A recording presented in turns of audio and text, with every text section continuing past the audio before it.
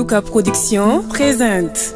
J'ai le plaisir de souhaiter la bienvenue au Premier ministre par intérim de la République du Mali, son Excellence Abdoulaye Maïga. Je l'invite à s'exprimer devant l'Assemblée.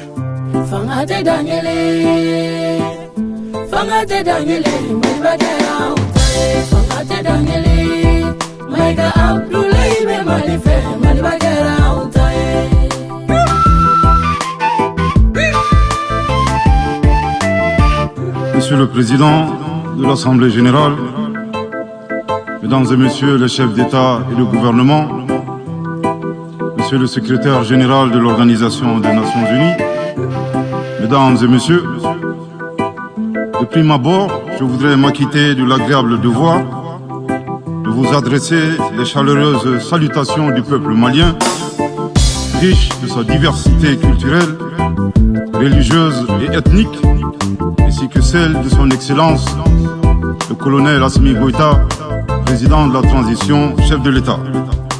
Permettez-moi de réitérer à notre secrétaire général, M. Antonio Guterres, notre haute appréciation des efforts louables qu'il continue de déployer pour la réalisation des nobles objectifs de notre organisation commune. Nous sommes convaincus que vous êtes un ami du Mali et du Sahel. L'amitié reposant sur la sincérité, souffrez que je vous exprime mon profond désaccord suite à votre récente sortie médiatique, au cours de laquelle vous prenez position et vous exprimez sur l'affaire des 46 mercenaires ivoiriens, qui est une affaire bilatérale et judiciaire entre deux pays frères. C'est évident que la qualification judiciaire des infractions liées à cette affaire ne relève pas des attributions du secrétaire général des Nations Unies. Au Mali, notre administration ne travaille pas sur la base de l'oralité ni de déclarations par voie de presse. Excellence, Monsieur le secrétaire général, votre position sur l'affaire des mercenaires a été suivie par certains responsables d'Afrique de l'Ouest. Donc, c'est sous votre couvert que nous leur adresserons des messages. À l'endroit du président en exercice de la CEDEAO, M. Umaro Sissoko Embalo, qui affirme, je cite, « On vient de voir avant-hier la déclaration du secrétaire général des Nations Unies qui dit que ce ne sont pas des mercenaires. Moi, à la place des Maliens, j'aurais relâché ces 49 soldats. » Fin de citation. Je voudrais très respectueusement signifier à ce dernier qu'il existe un principe de subsidiarité, d'ailleurs au contour flou, entre la CEDEAO et les Nations Unies, et non un principe de mimétisme.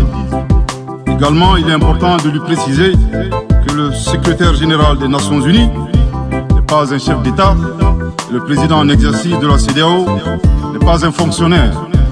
Par conséquent, il serait indiqué qu'il ne banalise pas la CEDEAO. Je voudrais signaler au président en exercice de la CEDEAO qu'à la fin de son mandat, les peuples ouest-africains le jugeront sur les efforts qu'il a fournis pour améliorer les conditions de vie des populations et non des shows médiatiques servant des agendas étrangers.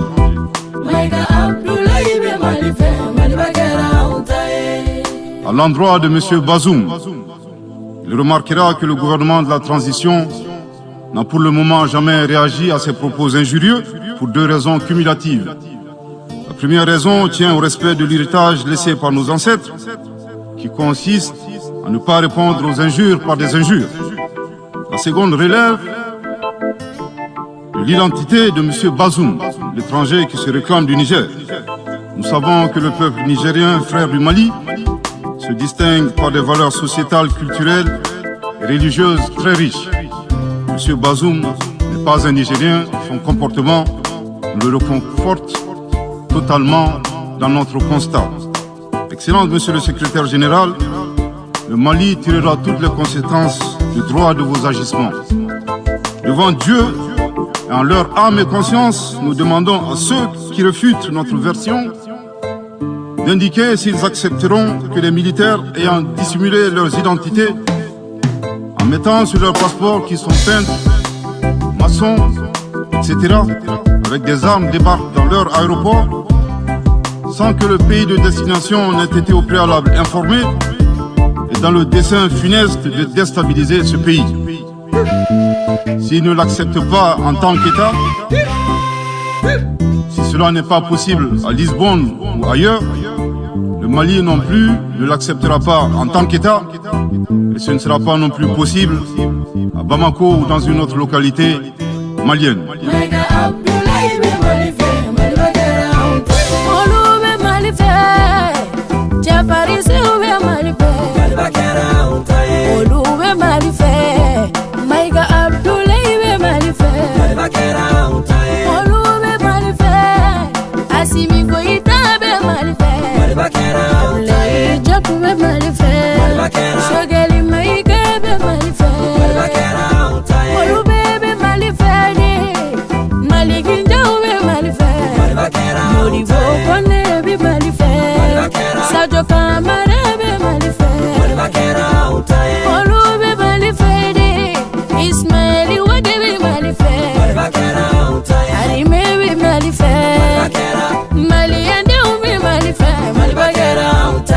Monsieur le Président, le monde se souviendra qu'après avoir été abandonné en plein vol le 10 juin 2021 par la France, qui a unilatéralement décidé de retirer la force Barkhane du Mali, mon pays a été ensuite poignardé dans le dos par les autorités françaises.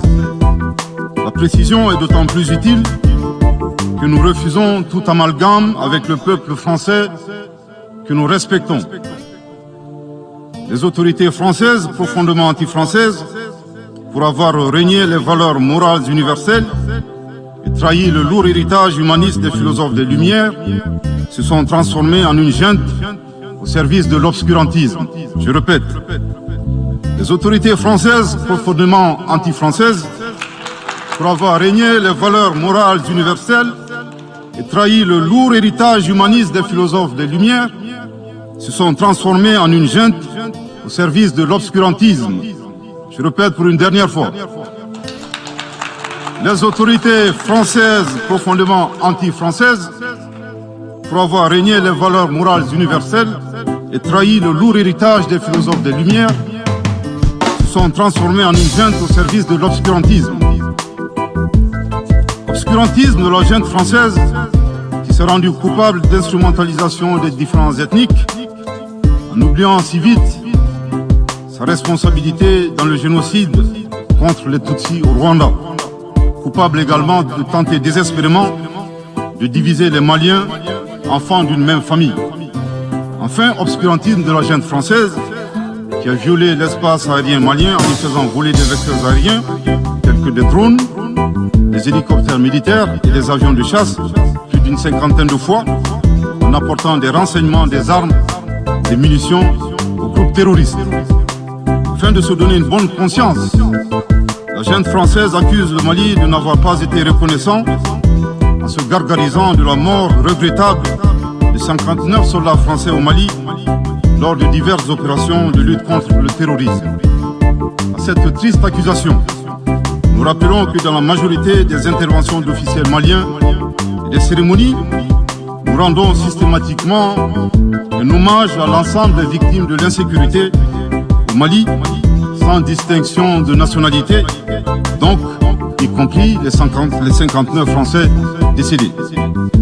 Aussi, nous les invitons à ne pas s'arrêter à si bon chemin et de remonter le temps, en passant par leur intervention en Libye, décriée par toute l'Afrique, sans oublier la participation forcée des milliers d'Africains à la Première et la Seconde Guerre mondiale, sans oublier la traite négrière qui explique le sort économique de beaucoup de pays.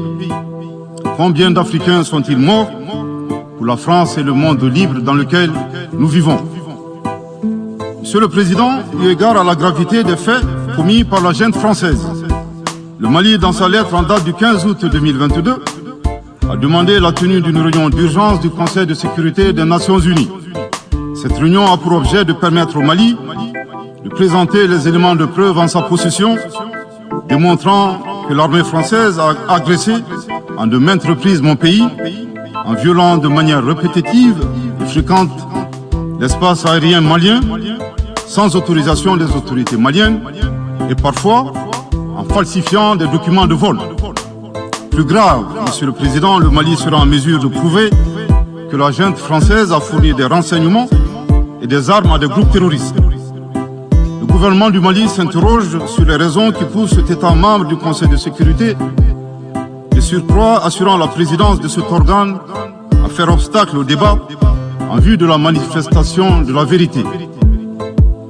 Le monde doit être édifié sur les faits graves qui se sont déroulés au Mali et qui sont à la base de l'aggravation de l'insécurité et de la déstabilisation du Mali et du Sahel.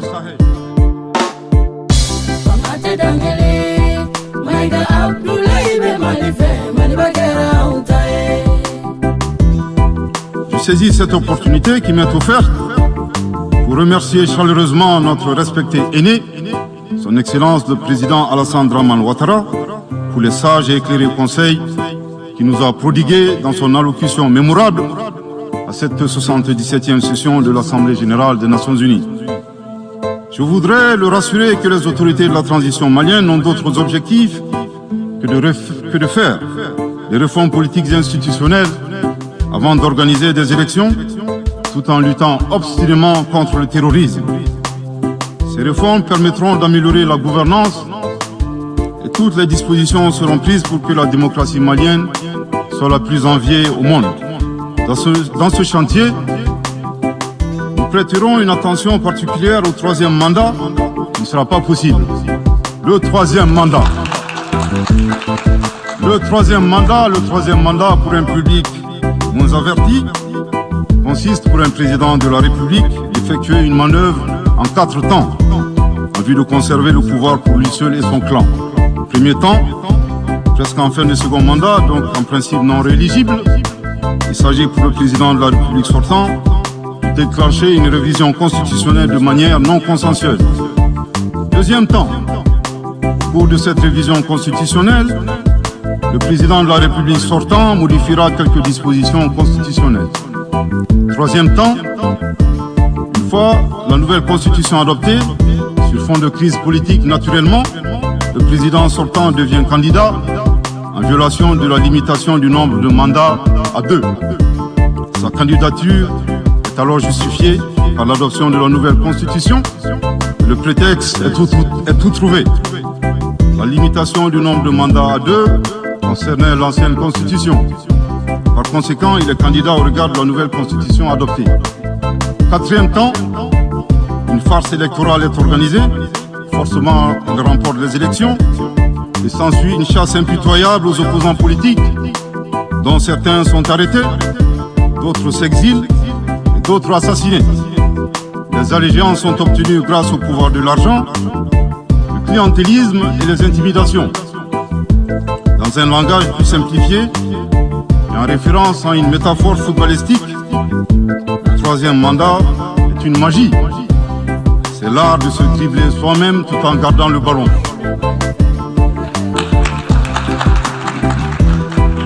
Excellence, Monsieur le Président Ouattara, le Conseil nous rappelle la triste histoire du chameau qui se moque de la bosse du dromadaire. Malgré les efforts tangibles de la transition malienne, dans la mise en œuvre des chronogrammes des réformes politiques et institutionnelles et celui des élections, salué par la communauté internationale, Madame la ministre des Affaires étrangères de la junte française, à qui le Mali n'a pourtant rien demandé, a estimé qu'il n'y avait pas eu de progrès, oubliant que nul ne peut aimer le Mali plus que les Maliens eux-mêmes. Sa position singulière et son adversité ne nous surprennent guère. Victor Hugo, dans Claude Gueux, a classé le genre humain en 2 catégories, en indiquant, je cite, qu'il y a des hommes qui sont fers et des hommes qui sont aimants. Fin de citation. Madame le ministre, dont il s'agit malheureusement, ni fer, ni aimant, elle est hideusement sui generis. Devant l'incertitude et les situations étrangères, le peuple malien adopte une attitude prudente. C'est ce que l'écrivain et le sage Amadou Hampâté-Bâ met en relief en conseillant dans l'étrange destin de Wangrin que, je cite, « Si observer est une qualité, savoir se taire préserve de la calamité. » Fin de citation.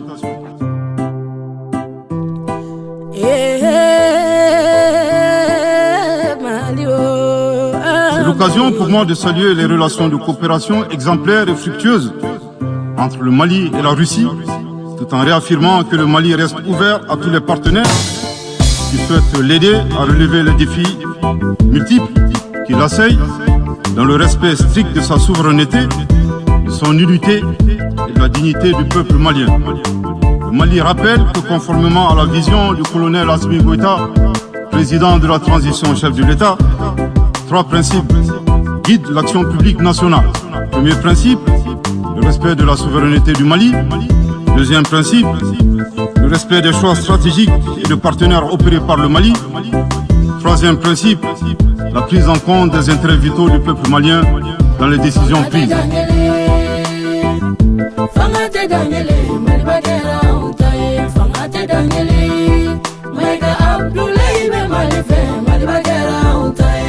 En application de ces principes, le Mali reste disposé à poursuivre et à renforcer ses relations de bon voisinage avec l'ensemble des pays qui l'entourent. De même, le Mali, fidèle à son engagement panafricain, continuera à œuvrer au sein des organisations sous-régionales et régionales pour la réalisation de l'intégration africaine. Également, l'atteinte des objectifs de la transition requiert l'accompagnement de l'ensemble des partenaires du Mali, y compris les Nations Unies.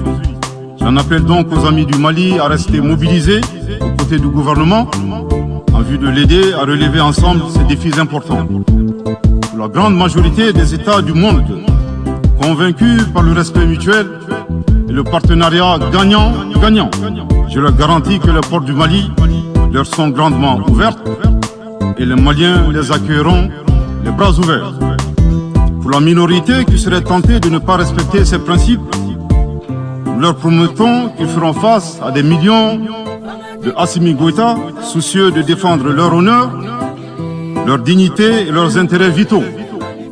Je terminerai en donnant 2 conseils aux nostalgiques de la domination.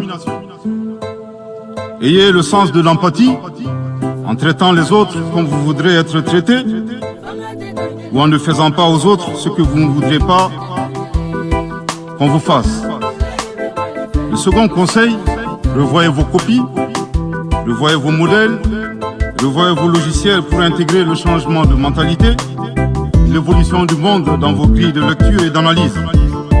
Sortez du passé colonial et entendez la colère, la frustration, le rejet qui remonte des villes et campagnes africaines, des populations africaines, et comprenez que ce mouvement est inexorable. Grâce au principe de la multiplication fractale, vos intimidations et vos actions subversives n'ont fait que grossir le rang des Africains soucieux de préserver leur dignité. S'il n'était qu'une centaine aux indépendances, aujourd'hui nous sommes des millions. Et demain, tant que les paradigmes inégalitaires demeureront, nous serons des milliards. Le Mali et son peuple ne seront pas des spectateurs face aux assauts et l'adversité. Pour chaque mot employé de travers, nous réagirons par réciprocité. Pour chaque balle tirée contre nous, nous réagirons par réciprocité. C'est à ce prix qu'une nouvelle ère sera une réalité.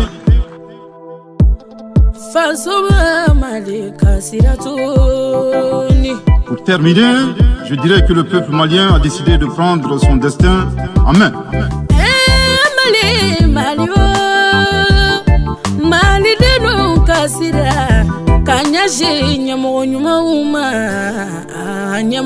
Dieu bénisse le Mali et préserve les Maliens des forces obscurantistes et destructrices du monde.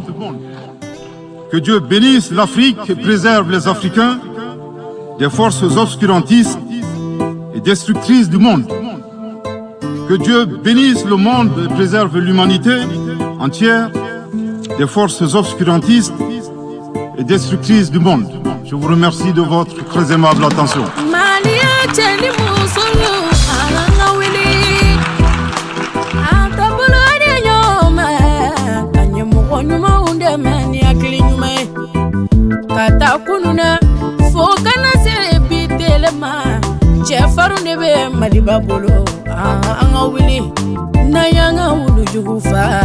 Dotanaki, anganyumugo nyuma undamani akili nyuma.